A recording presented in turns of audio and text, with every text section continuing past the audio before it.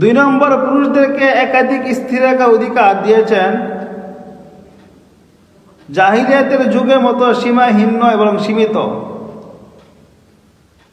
4 জন পর্যন্ত এটা সীমিত করে দিয়েছেন, তাও বিনা শর্তে নয়, বরং আল্লাহ তাআলা বলেন ফানকিহু মা তাবা লাকুম মিনান নিসাই মাসনা ওয়া সুলাসা ওয়া রুবা।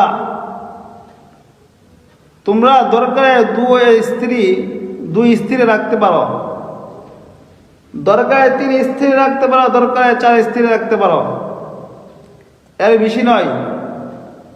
এরপর আল্লাহ তাআলা বলেন ফাইন খিফতুম আল্লা তা'দিলু ফাওয়াহিদাতান আও মা মালাকাত আইমানুকুম।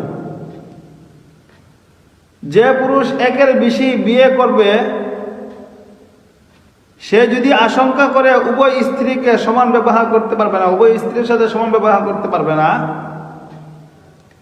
উভয় স্ত্রীকে সমান খানা দিতে পারবে না, উভয় স্ত্রীকে সমান মূল্যে কাপড় দিতে পারবে না,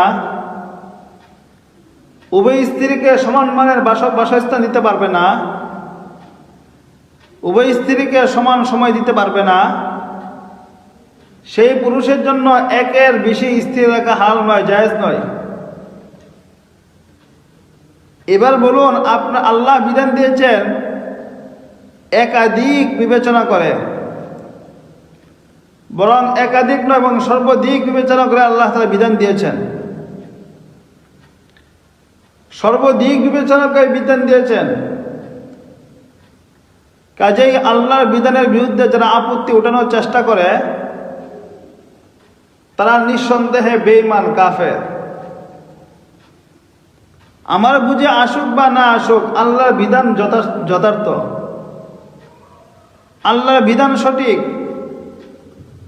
আল্লাহর বিধান চূড়ান্ত সত্য, এমন ধারণা, এমন আকীদা বিশ্বাস পোষণ করতে পারলেই একজন মানুষ ইমানদার হতে পারে।